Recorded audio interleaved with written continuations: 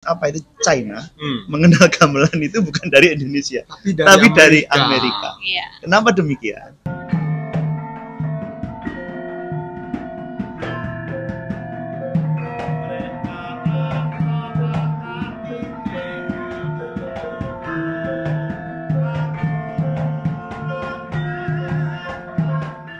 Ya guys, welcome back to my channel. Kembali lagi bersama saya Rudy, orang Indonesia yang tinggal di Beijing, Tiongkok. Dan hari ini gue nggak sendirian.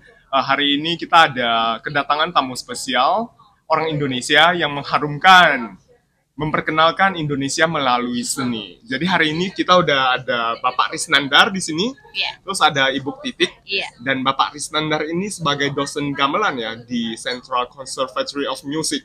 Iya.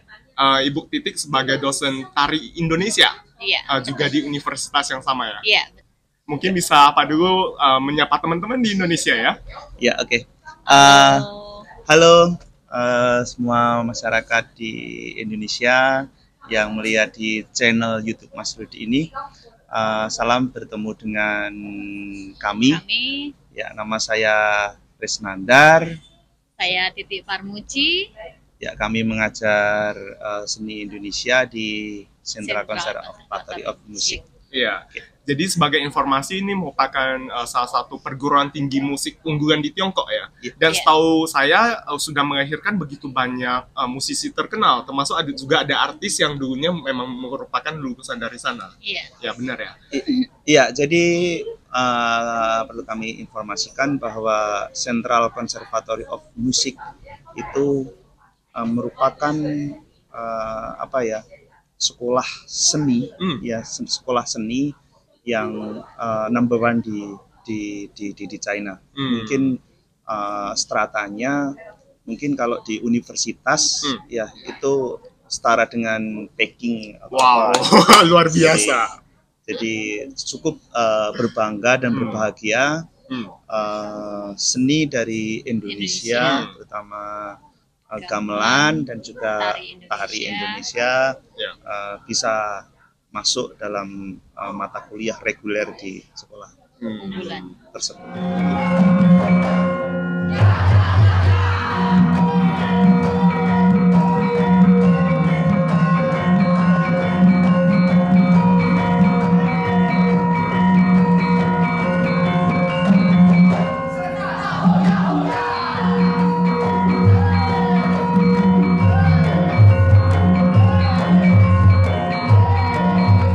Bisa diceritakan awal mulanya mata kuliah gamelan ini dan tari Indonesia bisa masuk ke dalam kurikulum di Central Conservatory of Music. Pada waktu itu tahun mungkin 2012 saya baru lulus master. Saya ditemui oleh rektor kami itu bahwa di China membutuhkan pengajar gamelan. Waktu itu dapatnya kontak itu bukan dari Indonesia, tapi dari Amerika. Langsung dari Amerika. Jadi itu China mengenal gamelan itu bukan dari Indonesia, tapi dari Amerika. Kenapa demikian? Karena profesor ataupun orang yang mengambil doktoral pada tahun-tahun dulu itu kan mereka perginya ke Amerika mengambilnya. Kemudian di sana kebetulan Amerika itu gamelan kan menjadi populer di sana. Menjadi mata kuliah. Jadi sekolah yang bagus, yang bonafit itu memiliki gamelan. Berkeley, kemudian dan beberapa sekolah yang lain itu kan memiliki gamelan. Nah, kemudian mereka pulang di sini, kemudian mengembangkan gamelan. Jadi mata kuliah gamelan dan tari Indonesia itu secara resmi masuk ke dalam kurikulum Central Conservatory of Music itu sejak kapan, Pak? Iya, 2014 atau 2013 akhir itu saya membawa murid-murid Central Conservatory untuk festival di Malaysia. Di Malaysia festival gamelan di Terengganu itu. Setiap tahun 2 tahun itu ada itu. Kemudian sepulang dari itu dari sana murid-murid masih sekelompok itu kan mahasiswa itu mereka membuat laporan dan itu dinilai wah ini nampaknya bagus nih untuk kita buka gitu.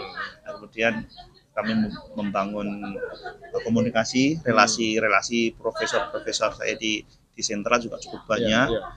Dan kebetulan itu top leader semua, dekan dan seperti itu. Nah di situ kita yuk kita buka yuk gitu. Kita mulai Maret kalau nggak salah itu, jadi Maret kita mulai buka yuk dan hasilnya 1 semester itu hasilnya kita pentaskan. Jadi di situ ajang promosi mata kuliah, ajang promosi budaya juga. Nah, bagaimana agak metode juga gitu. Karena itu kami bersaing dengan beberapa musik yang lain, seni yang lain. Misalnya dari mana, Pak? India, Afrika, Amerika itu Latin itu kan juga populer, tinggi juga. Kita bersaing dan akhirnya gamelan bisa tembus duluan. Wow. Berarti gamelan tembus duluan ya? Masuk jadi kurikulum di sentral sana ya? Iya, benar. Dan mulai itu jadi endingnya, jadi pertama kali itu mau diapakan itu kita masih kebingungan. Jadi biar ini bisa diterima sekolah ini bagaimana dia tahu kan, bukan hanya mata kuliah saja bisa populer gitu. Yang menarik gitu ya. Iya. Nah, akhirnya kita pentas. Pentas di mana, Pak? Kita pentas, kemudian profesor kami Prof. Anping itu kebetulan beliau juga salah satu kurator festival di China. Dan dia punya program modern musik festival. Beijing Modern Music Festival 2014. Kemudian kita pentas di sini. Wah, udah itu. Antusiasmenya gimana, Pak? Waktu itu kita membawakan repertoar itu selama 60 menit kalau nggak salah. 60 menit sampai 1 jam. Itu dari tradisi, kemudian introduction about the gamelan, kemudian sampai kontemporer bagaimana penggabungan musik gamelan dengan China. Di akhirnya ya mereka senang dan antusias banget. Wah ini bagus lah.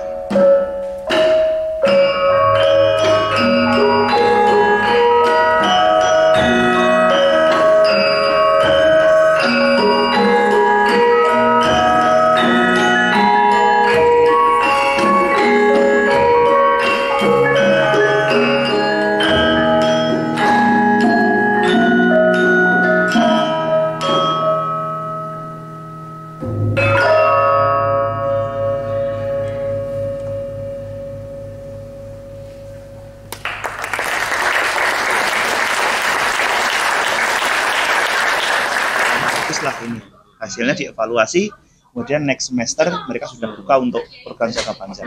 Nah, menurut Bapak yang bikin mahasiswa di sini itu merasa tertarik dengan musik gamelan itu apa? Iya, ini kalau saya ada dua faktor. Pertama gamelannya itu sendiri, kemudian metode pembelajaran, metode faktor itu. Coba kita Kalau yang dari gamelannya itu kita cukup beruntung ditinggali oleh nenek moyang, ya, sebuah seni alat musik yang ya dalam tanda kutip belantika percaturan musik world musik dunia. Tradisional musik dunia itu cukup tinggi, cukup disegani, keberadaan cukup populer.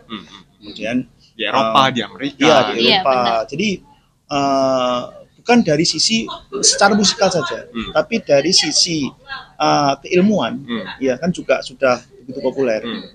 Nah, dari sini ketika ini sudah menjadi bidang ilmu yang sudah mendunia, ya.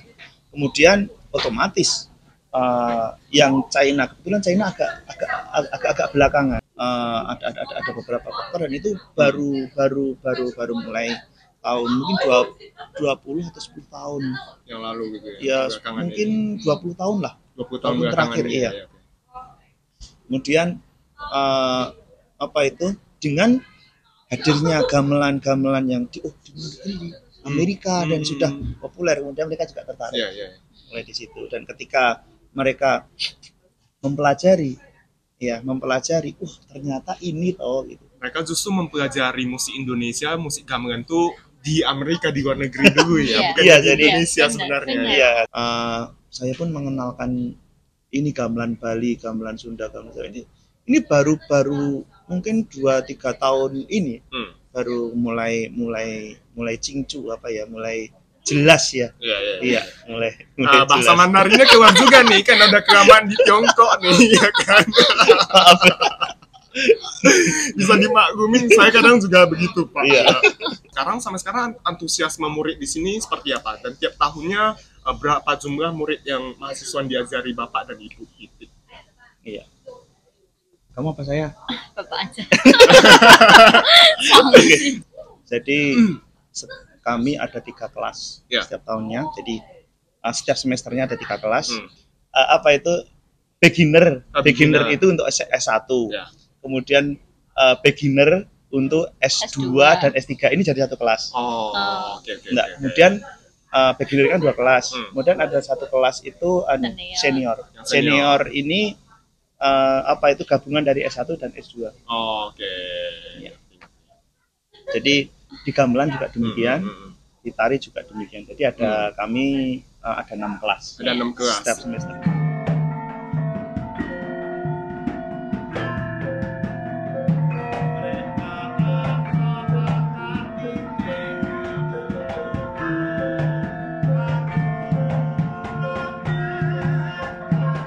Dan hitungan kami kita ingatnya cuman 1 semester itu ngentasin berapa siswa gitu.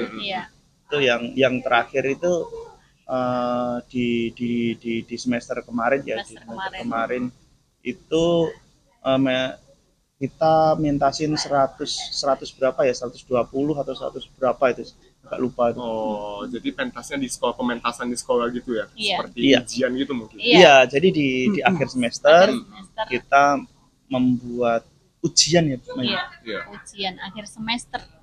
Jadi mereka harus mentas gitu? Iya, bentuk dari ujian akhir semester itu berupa pementasan.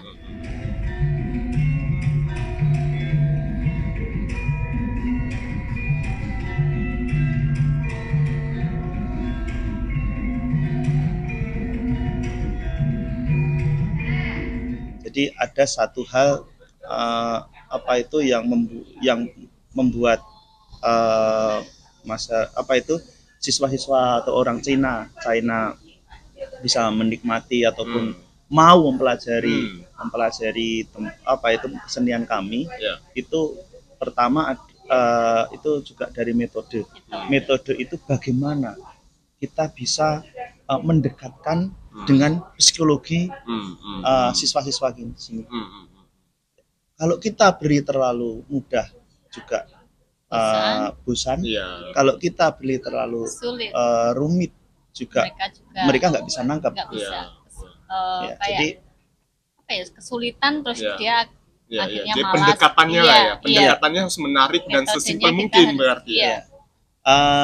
Jadi saya gimana ya? Saya kalau saya dari gamelannya, saya menggunakan pendekatan bagaimana dia playing by learning, ya, bagaimana dia bisa bermain tapi juga belajar. Saya menggunakan beat ketukan, jadi menggunakan ketukan ini, jadi tidak menghafal begitu banyak notasi yang rumit dan itu enggak, tapi bagaimana dia segera bisa memainkan itu, pertama dari beat, kemudian bagai nadanya. Ya. Langsung praktek gitu, banyak praktek daripada teori mungkin.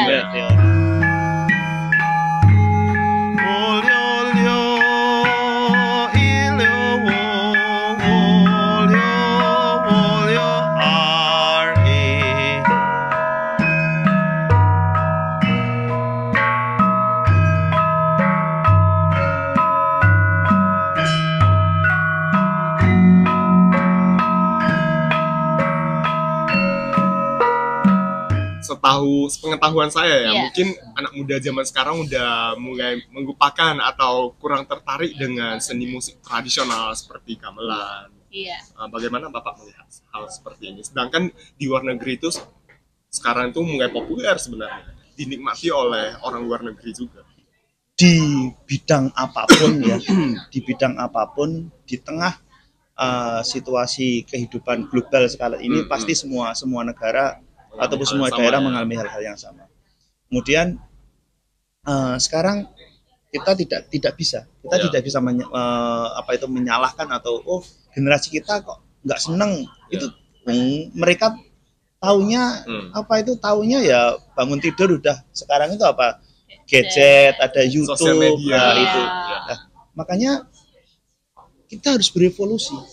Bagaimana gamelan ini bisa masuk ke arah itu. Dan pertama itu bagaimana musik-musik tradisi bisa misalnya tari apa nih? Tari yang bagaimana sih tari kalau kita bisa masukkan ke artificial, mungkin bisa berkolaborasi dengan musik modern seperti itu ya. Jadi bisa bermain. Iya. Terus dalam fungsi kita juga selama ini gamelan di Indonesia dan di China itu saya mendapatkan sesuatu yang baru di sini. Di sini di Beijing terutama saya menemui mereka menggunakan art ataupun seni ataupun musik itu pemanfaatannya bukan hanya sekedar seni sebagai seni, tapi bagaimana seni itu bisa kita kembangkan, kita kelola, kita modifikasi. Seni untuk edukasi, seni untuk psikologi, seni untuk membangun moralitas, seni untuk seperti itu. Ya. Apakah di negara kita sudah? Iya. Ya, kalau bisa demikian, misalnya seni untuk edukasi, misalnya untuk edukasi. Kan misalnya ada gamelan, angklung atau apa, itu kan misalnya untuk hanya untuk ekstrakurikuler nih. Hanya apakah yang seperti itu? Kalau di Cina enggak. Jadi kita bikinkan sekolah itu ya. Jadi untuk anak kita bikin kurikulum khusus. Jadi untuk 5 tahun, 5 tahun sampai berapa itu?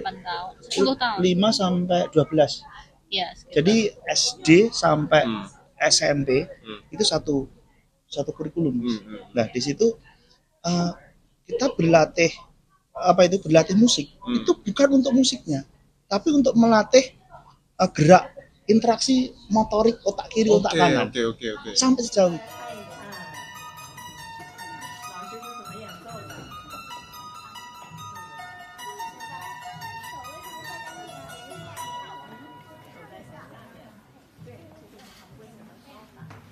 Saya melihat sesuatu yang baru,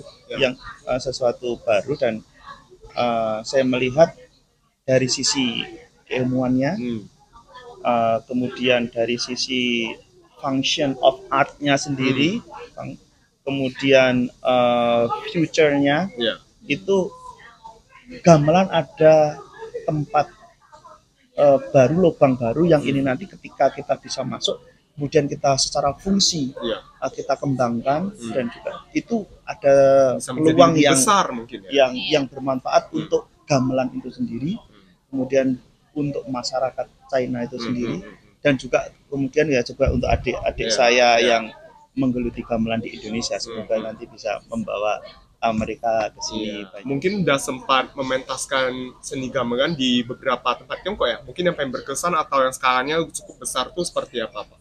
Ada beberapa yang saya ingat. Pertama kali saya tahun 2012 saya melihat konser opera di mana itu? Di Beijing sini ya?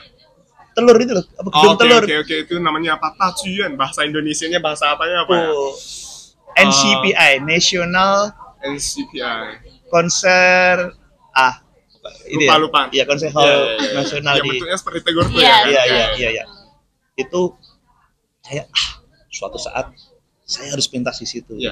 saya harus pentas di situ. Kemudian 2000 itu saya lihat 2012. 2000 berapa, Man? 17. Enggak no, Iya, 19. Oh iya 2019. 2019 itu Kita akhirnya kita berhasil pentas di situ. Diundang ke Diundang dalam acara ulang tahun gedungnya itu. gedung itu. Wow, luar biasa. Iya. Ya. Jadi wah, ini Akhirnya impiannya tercapai ya. Yang Iya. pas awalnya cuma bisa melihat opera di sana ya Iya. kan. iya. Kemudian ada impian ya, kemudian akhirnya terwujud juga sih. Iya. Keren Pak, keren. Kemudian 2020 2021 atau itu waktu pandemi itu dan kita berhasil membuat kolaborasi gabungan gamelan dengan simfoni musik orkestra. Itu kita pentaskan di Guangxi. Oh, di Guangxi. Itu dari ASEAN Expo Festival. Oke, yang setiap tahunnya ada di Nanning sana nggak salah? Iya, iya, Di iya, Nanning, iya. ya? Oke.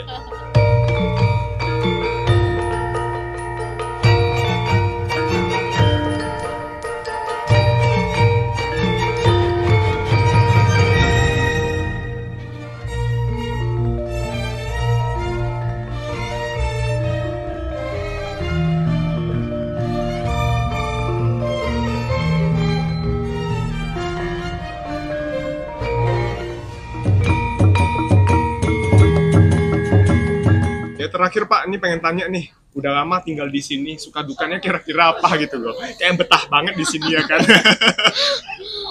Iya, kalau saya Ya. sukanya saya bisa melakukan aktivitas yang tidak biasa saya lakukan di Solo.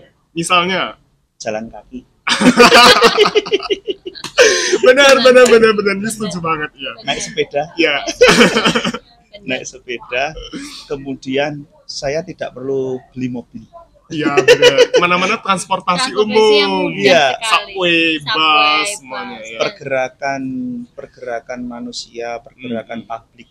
Ya, public moving di sini sungguh luar biasa dan saya bisa diet, Mas. Ya benar sih, sama-sama. Jadi kok misalnya kita itu di Indonesia mungkin jarang gerak gitu, jalan Iya, kaki ya. bener. 200 meter naik motor Motor, gitu loh. Di sini kita fun gitu loh, kita Iya, enjoy iya, mau iya, jalan iya. kaki pagi, siang, malam itu semuanya Ya, enjoy. dan gitu memang loh. tempat di sini itu jalan di sini itu memang ramah buat berjalan kaki ya, trotoarnya Betul. besar-besar. Iya, gitu. daripada naik motor atau taksi itu kita lebih enjoy Jalan kaki. jalan kaki, Ya. ya.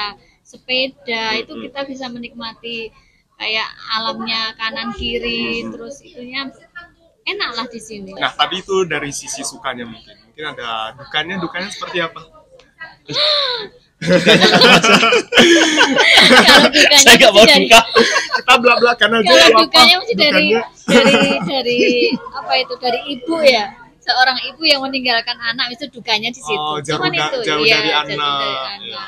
Betul. Cuman itu aja, Nggak yang dibawa lain di sini aja, Bu.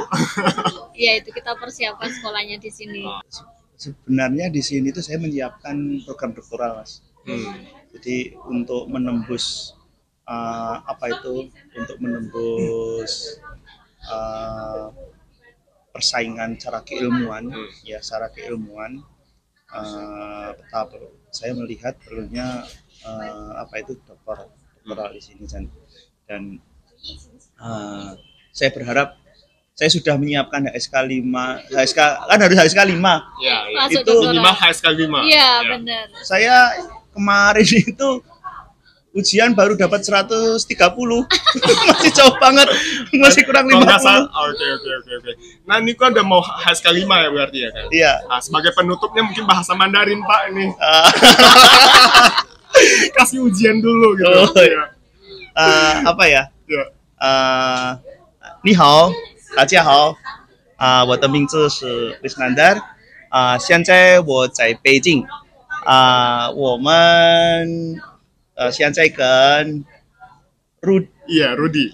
Mas Rudi，我们在南锣鼓巷，什么咖啡厅，好，如果你们 siang lai Beijing, Qing lian Sita. Luar biasa loh Pak, luar biasa. Nah, ini udah luar biasa ya. Oke. Terima kasih banget loh Pak Risnandar dan Bu Titik hari ini udah meluangkan waktu untuk hadir di channel gue di acara saya ya. Iya, iya. Iya, terima kasih. Ya, terima sama-sama. kasih. Jadi teman-teman, sampai di sini dulu perbincangan kita dengan Pak Risnandar, dosen gamelan di Central Conservatory of Music di Tiongkok, dan Ibu Titik juga sebagai dosen tari Indonesia ya. Sampai di sini dulu video kita hari ini. See you di video berikutnya. Bye bye. Bye-bye. 谢谢。